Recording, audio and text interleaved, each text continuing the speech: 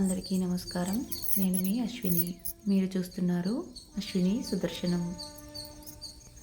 ఈరోజు మనం మన తోటలోని మెంతికూరను కోసుకుంటూ మెంతికూర వలన కలిగే ఆరోగ్య ప్రయోజనాల గురించి కూడా తెలుసుకుందాం.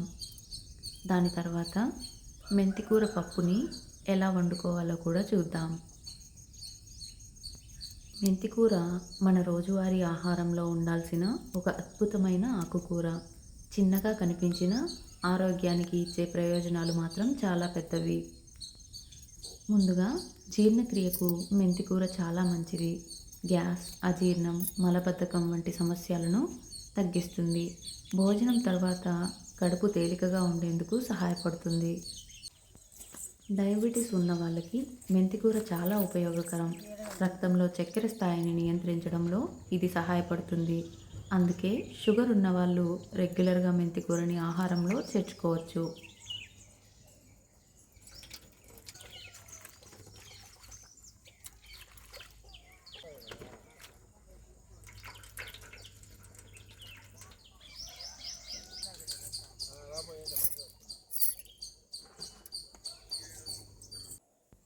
మనం మొదటగా మెంతికూరని ఇలా సన్నగా వీడియోలో చూపిస్తున్న విధంగా సన్నగా కట్ చేసుకోవాలి.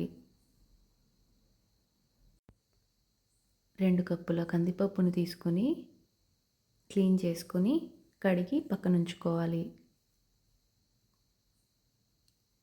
టొమాటోల్ని కూడా చిన్న ముక్కలుగా కట్ చేసుకొని పక్కన ఉంచుకోవాలి. ఆ తర్వాత పచ్చిమిర్చిని కూడా చిన్న చిన్న ముక్కలుగా కట్ చేసుకోవాలి. ఇప్పుడు మనం ముందుగా కడిగి పెట్టుకున్న కందిపప్పులో పచ్చిమిర్చి, కట్ చేసుకున్న మెంతికూరని, కట్ చేసుకున్న టొమాటో ముక్కల్ని కూడా వేసి కలుపుకోవాలి. తర్వాత అన్నింటినీ బాగా కలిపి పప్పు మునిగేంత వరకు నీళ్ళని వేసుకొని కాస్త పసుపు, నిమ్మకాయ అంత చింతపండుని కుక్కర్లో వేసుకోవాలి. వీటన్నింటినీ మళ్ళీ ఒకసారి బాగా కలుపుకొని పక్కనుంచుకోవాలి. ఇప్పుడు 1 స్పూన్ ఆయిల్ని అలా కుక్కర్కి అంచుల వెంబడి పోస్తే కుక్కర్లో నుంచి బయటికి పొంగకుండా ఉంటుంది విజిల్స్ వచ్చేటప్పుడు. ఇప్పుడు మనం కుక్కర్ మూత పెట్టేసి స్టవ్ మీద పెట్టేసి 4 నుంచి 5 విజిల్స్ వచ్చే వరకు ఉడికించుకోవాలి. ఇప్పుడు పప్పుని తిరగమాత పెట్టుకోవడానికి ఎర్రగడ్డల్ని సన్నగా కట్ చేసి పక్కన పెట్టుకోవాలి.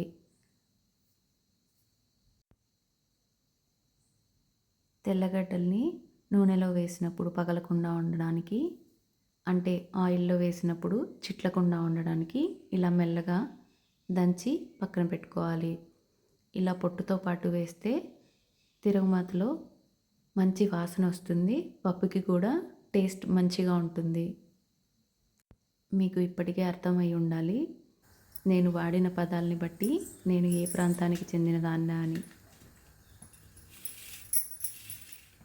కొన్ని ఒట్టి మిరపకాయలని కూడా తీసుకొని పక్కన ఉంచుకోవాలి. ఇప్పుడు అసలైన మ్యాజిక్, కరివేపాకు లేకపోతే తిరగమాతలో స్మెల్లే ఉండదు. ఆవాల్ని, పచ్చిశనగపప్పుని కూడా తీసుకొని పక్కన ఉంచుకోవాలి. కుక్కర్ 4 విజిల్లు వచ్చిన తర్వాత దింపేసి పక్కన ఉంచుకోవాలి. ప్రెషర్ పోయిన తర్వాత మూతని తీసి పప్పు ఉడికిందో లేదో చెక్ చేసుకోవాలి. 4-5 విజిల్లు పెడితే పప్పు పర్ఫెక్ట్గా ఉడుకుతుందండి.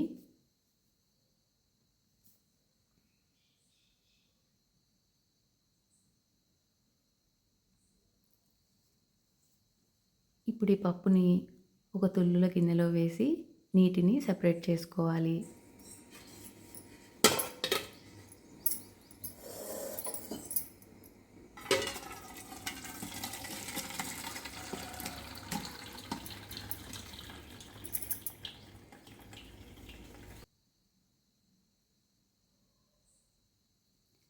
ఇలా సపరేట్ చేసుకోవడం ఎందుకు అనంటే పప్పు మెదిపేటప్పుడు మనకి ఈజీగా ఉంటుంది.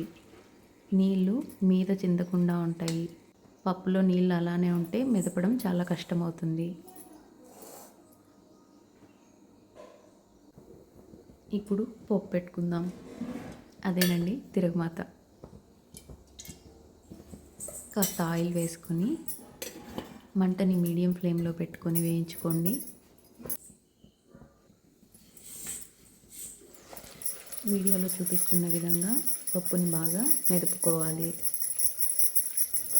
ఆ తర్వాత ఆయిల్లో ఆవాలు, పచ్చిశనగపప్పు వేసి ఆవాలు కాస్త చిటపటలాడనివ్వాలి. ఆ తర్వాత ఎర్రగడ్డలు సన్నగా కోసినవి ఆయిల్లో వేసి వాటితో పాటు తెల్లగడ్డలు కూడా వేసేసి మంచిగా ఫ్రై చేసుకోవాలి.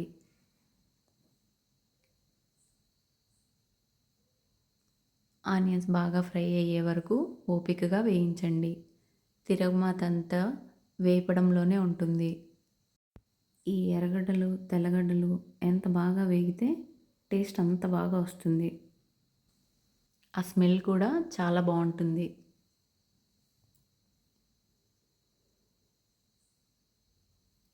ఆనియన్స్ ఎంతవరకు వేగాలి అని అంటే లైట్గా బ్రౌన్ కలర్గా మారుతున్నాయి అనేంతవరకు వేయిస్తూనే ఉండాలి.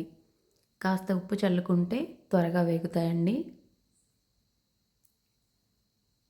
మేము మా మామయ్య గారి కోసం ఉప్పు లేకుండా చేస్తున్నాము. అందుకని ఇప్పుడు నేను ఉప్పు వేసుకోవట్లేదు. చివరగా మాకు తీసి పెట్టుకున్న పప్పులో నేను ఉప్పు వేసుకుంటాను. ఉప్పుని మాత్రం మర్చిపోకండి, నేను వేయలేదు అని అనుకోకండి. ఆనియన్స్ ఇలా పింక్ కలర్ షేడ్లోకి మారాక మనం ఒట్టిమిరపకాయను కూడా తుంచి వేసుకోవాలి.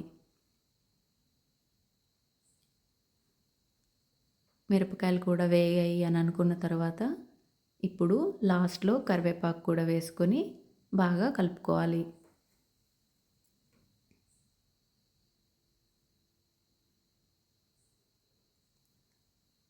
కరివేపాకు వేసినప్పుడు జాగ్రత్తగా ఉండండి, కాస్త చిటపటలాడుతూ మీదకి ఎగురుతుంది. కరివేపాకు కాదండి, ఆయిల్ ఎగురుతుంది.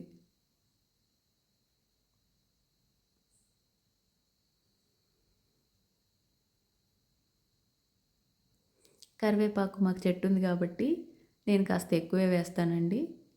ఎందుకంటే ఆరోగ్యానికి కూడా చాలా మంచిది కాబట్టి. చివరగా బాగా వేగిన పోపుని పప్పులో వేసుకోవడమే. నేను పప్పులో ఉప్పు వేసానండి, అందుకని చివరగా కలుపుకుంటున్నాను. ఉప్పు మీ టేస్ట్కి సరిపడేలా వేసుకోండి. ఉప్పు వేయడం చూపించడం మర్చిపోయాను, సారీ, క్లిప్ మిస్ అయినందుకు. ఇప్పుడు బాగా వేగిన తిరుగుమాతని ఎత్తి పప్పులో వేసుకొని కలిపేసుకోవడమే, అంతే.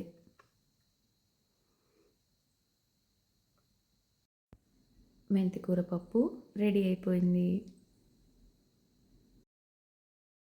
ఇక వెళ్ళి మధ్యాహ్నం భోజనం చేసేయడమే. భోజనం చేసే ముందు నెయ్యి కంపల్సరీగా వేసుకోవాలి. నాకైతే పప్పులో నెయ్యి వేసుకోవడం చాలా ఇష్టం. మీరు కూడా ట్రై చేయండి. మరో మంచి వీడియోతో మళ్ళీ కలుద్దాం. అంతవరకు సెలవు. నమస్కారం.